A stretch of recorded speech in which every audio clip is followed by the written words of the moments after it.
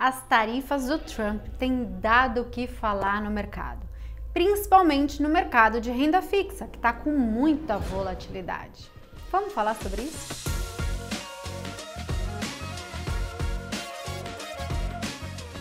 Mas antes da gente falar sobre isso, eu tenho um convite para fazer para você.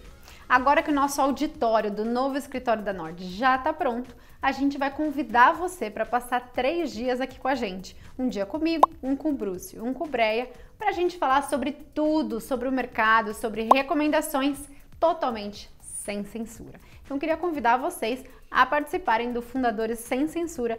Todas as informações estão aqui abaixo, no link da descrição. Desde que o Trump entrou na presidência, ele já vem entregando uma série de promessas de campanha.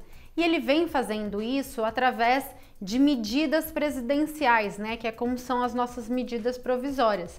Não tem que passar no Congresso, ele pega e decide lá o que vai acontecer.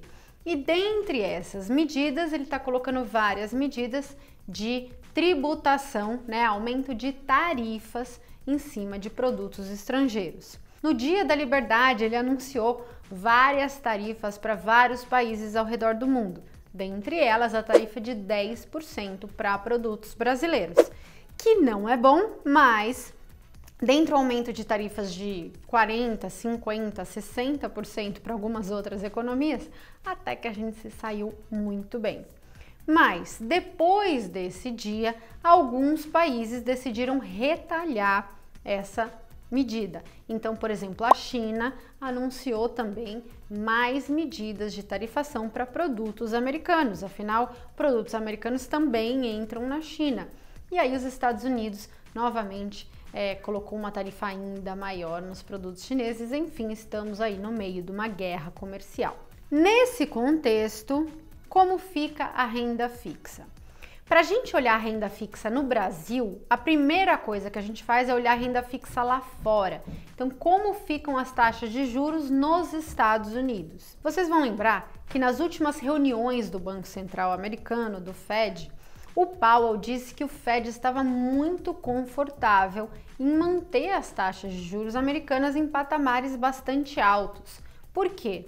Porque a economia americana estava bem resiliente. Quando a gente olha dados de atividade, de vendas, de consumo, é uma economia super resiliente, né? Crédito também, vários níveis de crédito super altos, então consumo muito forte.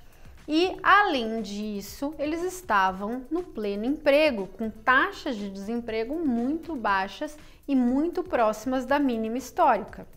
Então, por um lado, você tinha uma atividade muito forte e ainda muito resiliente, mesmo com aumento de taxa de juros. Por outro lado, você tinha uma taxa de juro muito alta e uma inflação que estava caindo. Não estava na meta de 2%, mas estava rumando, né, para a meta de 2%. Essa semana tivemos mais um dado de inflação. O mercado esperava uma alta de 1, veio uma queda de 1, então um número muito bom. O core inflation, o núcleo da inflação, o mercado esperava uma alta de 3, veio uma alta só de 1, né? De 0,1%, o mercado esperava uma alta de 0,3%. Então foi um dado bem melhor de inflação e mostra uma inflação rumando para a meta de 2% a passos de tartaruga, com certeza, mas rumando para lá. Ou seja, antes de tudo isso, a gente tinha um Fed muito confortável, porque o Fed tem um mandato duplo, ele tem que controlar a inflação, maximizando o emprego. Então ele estava no pleno emprego, então ele tinha conseguido maximizar o emprego e por outro lado estava com uma taxa de juro alta, mas não precisava se preocupar com recessão porque a economia estava bem aquecida. Então a gente tinha um Fed muito confortável e o Powell falava: estou bem aqui, estou me sentindo confortável, não vem mercado querer me pressionar, cortar juros, que eu não vou cortar, vou cortar no meu tempo. Agora as coisas mudam de figura. Por quê? As tarifas, elas são, por um lado, super inflacionárias, né? Porque os Estados Unidos importa muita coisa, importa muitos componentes. Às vezes produz o computador aqui, mas importa componentes de vários lugares do mundo. ou produz qualquer outra coisa aqui, mas importa componentes para isso de vários lugares do mundo. Então, você colocar uma tarifa generalizada faz com que os preços subam, você tem um choque de preços num primeiro momento, então é inflacionário. Então, o Banco Central, do ponto de vista de inflação, vai imaginar que teremos mais pressão inflacionária. Por outro lado, a tarifa também causa recessão, ainda mais da forma, vamos dizer, maluca, que está sendo feita, né, com um anúncio de 40% aqui, depois 60%, depois 100%, cada dia anuncia uma coisa, aí de repente você vê notícias de que está voltando atrás, enfim. Então,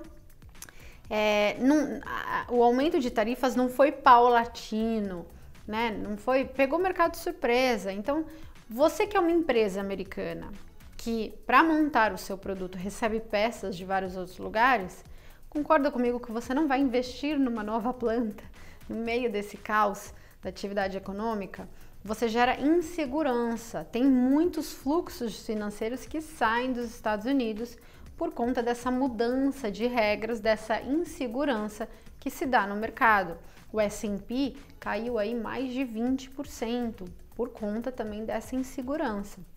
Então, tudo isso faz com que a economia se retraia e você vai ter menos crescimento e talvez até uma recessão. Então, neste contexto, o Fed não fica mais confortável, porque, por um lado, podemos ter uma inflação mais alta, o que demandaria do Fed um juro mais alto por mais tempo, mas, por outro lado, agora temos um risco real de recessão.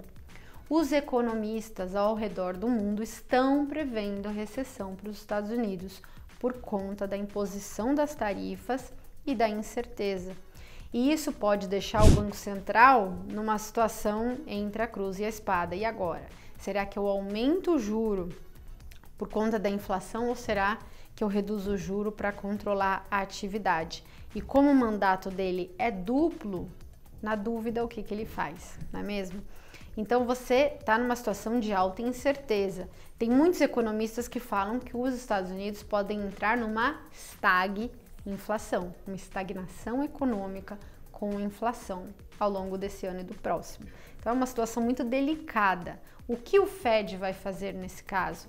A gente não sabe, mas o mercado precifica agora que ele vai cortar mais vezes a taxa de juros ainda esse ano.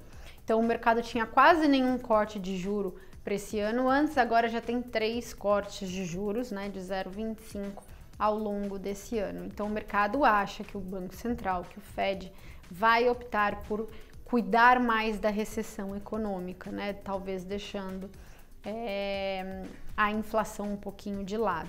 Então as taxas de juros nesses últimos dias, as taxas de juros americanas caíram um pouco. E como fica aqui no Brasil? As taxas de juros brasileiras caíram também em função dessa queda das taxas de juros americanas. Mas a gente teve um movimento dúbio aqui também, porque ao mesmo tempo que as taxas de juros caíram, o real se desvalorizou um pouquinho. Então a gente viu o real ao longo dessa semana bater 6, né? E a desvalorização da nossa moeda aumenta a nossa estimativa de inflação, né? O câmbio bate na nossa expectativa de inflação, o que por sua vez pressiona a taxa de juro para cima. Então a gente também está nessa instabilidade muito grande. Será que uma recessão econômica nos Estados Unidos afeta o nosso crescimento econômico aqui? Muito provavelmente sim, né? E pode fazer com que a nossa taxa de juros caia, mas ainda, de novo, num cenário de bastante volatilidade. A bolsa sofre muito com muita volatilidade, né? A bolsa lá fora, a bolsa aqui dentro também sofre com essa volatilidade, apesar da nossa bolsa estar muito barata, né? A bolsa brasileira está 8 vezes preço sobre lucro. Então sofre, mas também não tem tanto assim para cair. Quanto a bolsa americana estava 28 vezes preço sobre lucro, chegou a bater 32 vezes preço sobre lucro. Agora caiu para, sei lá, 22, ainda está muito alta, a média, digamos que é 14. Então ainda tem muito para realizar. Eu acho que comparando bolsa com bolsa, a nossa bolsa vai performar melhor, porque eles estavam muito caros e é um cenário de bastante incerteza.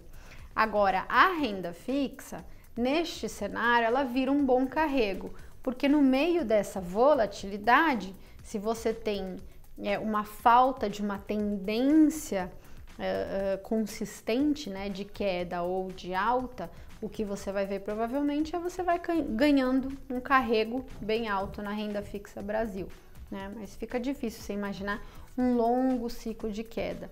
Agora, a queda da taxa de juros americana, se o Fed optar por reduzir a taxa de juros americana de forma mais contundente, isso vai impactar também nas nossas taxas de juros aqui no Brasil e elas devem cair também, beneficiando títulos pré-fixados e títulos indexados à inflação, tá?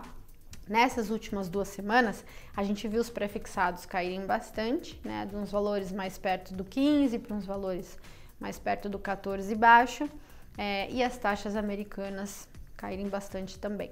Os títulos IPCA+, caíram um pouquinho também, um pouco menos do que o pré-fixado, porque a inflação implícita precificada caiu também com essa possibilidade de atividade mais fraca, tá? Então, beneficia esses 2 títulos e a renda fixa no geral aqui é um bom título para carrego e controle de risco em um ambiente de alta volatilidade. Ah, Marília, se eu quiser me proteger? Se você quiser se proteger, vale a pena um pouquinho de compra de dólar, né? O dólar é uma boa proteção. Você poderia comprar um pouquinho de dólar com dólar abaixo de 6 para se proteger contra algum caso de aumento ainda maior tarifário, guerra tarifária, enfim, o dólar seria uma boa proteção. Nesse cenário de alta volatilidade, é claro que é muito importante você ter um especialista de investimentos do seu lado. Então não se esqueça, venha conversar com a gente aqui no dia do Fundadores Sem Censura. A gente vai estar disponível para apresentar tudo o que está acontecendo no mercado e dar nossas opiniões sem censura nenhuma. Te espero por aqui, muito obrigada a todos e até a semana que vem.